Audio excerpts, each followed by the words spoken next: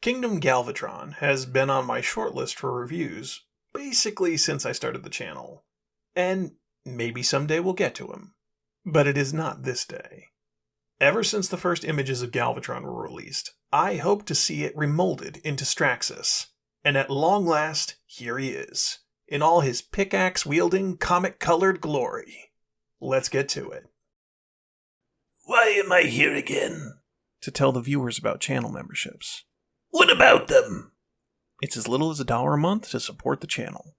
Oh, yeah, sounds great. So, can you tell them that, please? No. Why not? Because you just did.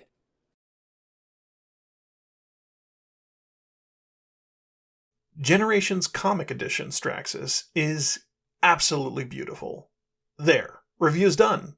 That was easy. In all seriousness, I love this figure. I mean, I really liked Galvatron, so this would have been pretty hard to screw up. But there's something about Straxus that just takes the design to the next level for me. Let's start with the packaging, which is not normally something I go over. Straxus comes in a fantastic comic book style box. The front is adorned with a reprint of the classic Marvel cover depicting his fateful fight with Blaster. The sides and top are sporting some shadowy images of comic panels, and the inside opens to even more comic art. It's just a really nice presentation. I know some people will complain about the lack of plastic window, but that doesn't bother me. Straxus' robot mode is a gorgeous homage to the original design. Now, yes, if you scrutinize Straxus, you'll see he shares quite a few parts with Galvatron. But the reality is, this is a pretty extensive retool in all the spots that count. The details on Straxus are exquisite. Everything from the blocky chest panel to that fantastic mouthless head sculpt just looks perfect. I absolutely love the colors on this figure. This is the first of the comic edition figures I've dived into, and I think they did an amazing job. At a glance, it just looks like he's made of the primary blue and red, with touches of silver plastic. But when you get real close, you can spot the little details, like the reflective dots on his chest, to simulate the ink dots you'd see back in the day on old school comics. It's subtle touches like these that are really nice and add to the vibe.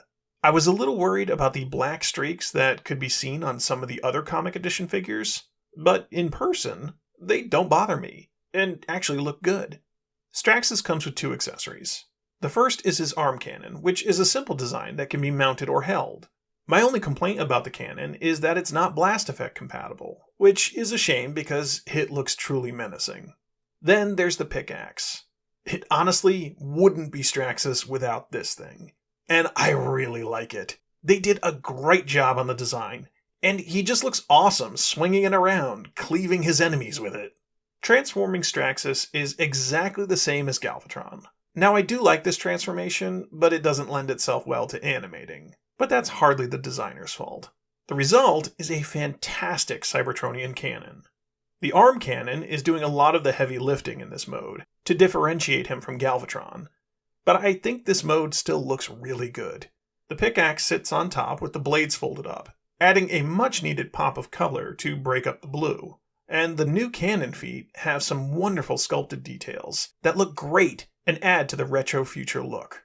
It is safe to say, I really like Straxus. If they do a normal version of this figure in black and red, I may have a hard time skipping it. But I am very happy with this edition. Straxus is a relatively obscure character, which is why it is so cool to see him now done up so well using the fantastic Galvatron mold as a base. I can understand why some people may skip him, but if you have any nostalgia for the old Marvel comic series, this is kind of a must-have. Pow! Transform! Hold up there, citizen. You're not thinking of watching this whole video and moving on without hitting the like button, are you? And I see you're not subscribed. That's a clear violation of code 42-1701C. Loser! Whoa! Well, it looks like you're getting off with a warning this time, because I need to go stop that crazy con. Make sure you like and subscribe.